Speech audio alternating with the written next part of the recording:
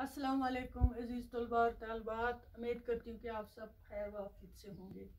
आज आपका offline session में फिर से खैर मकदूम है। मैं आपको आज सर मोहम्मद इकबाल, अल्लामा सर मोहम्मद इकबाल का नोट लिखा है, वो मैं पढ़ूँगी, आप नोट करना साथ साथ अपनी कॉपी पे। अल्लामा इकबाल 1875 ईस्वी में पंजाब के एक मशहूर शहर सियालकोट में पैदा हुए। आपको इल्म और अदब से बचपन से ही एक ख़ास लगाव था। इब्तदाई तालीम सियालकोट में हासिल की। इकबाल में कुदरत ने शायरगोई का फ़न फराहदिली से पैदा कर रखा था।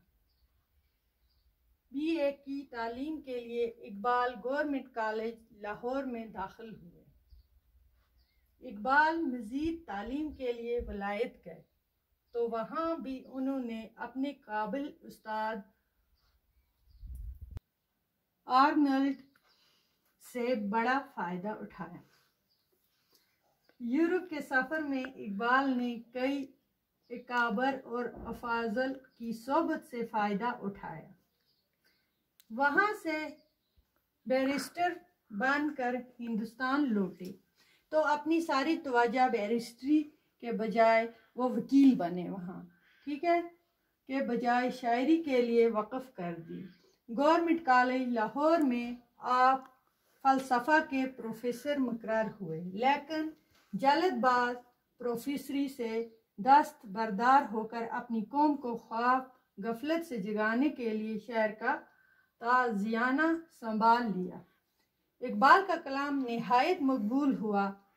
आपके उर्दू कलाम का मजमुआ अवल बांग दारान है।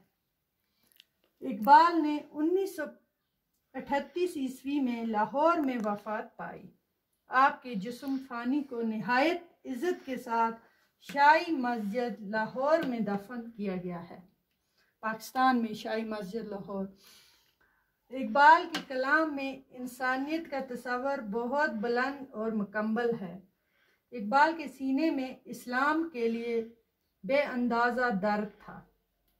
इकबाल के सीने में इस्लाम के लिए बेअंदाज़ा दर्द था, इसलिए ज़िंदगी के आखिरी मरहले में वो अपनी कौम की तरक्की और बहबूदी से वाबस्ता हो गए और इनके कलाम में सियासी रंग पैदा हो गया। इनकी तवज्जो ज़्यादातर अहले इस्लाम के एहतियात पर मरकूज़ हो गई। ये उर्दू ज़ुबान की खुशकिस्मती है कि उर्दू को डॉक्टर इकबाल जैसा बाशऊर और बासलाहियत शायर मिला। इकबाल की एक मशहूर शायर है, खुदी को कर बुलंद इतना कि हर तकदीर से पहले खुदा बंदे से खुद पूछे बता तेरी रज़ा क्या है। यह आप बच्चों नोट करना कॉपी पे और याद भी करना। तब तक के लिए खुदा हाफिज़।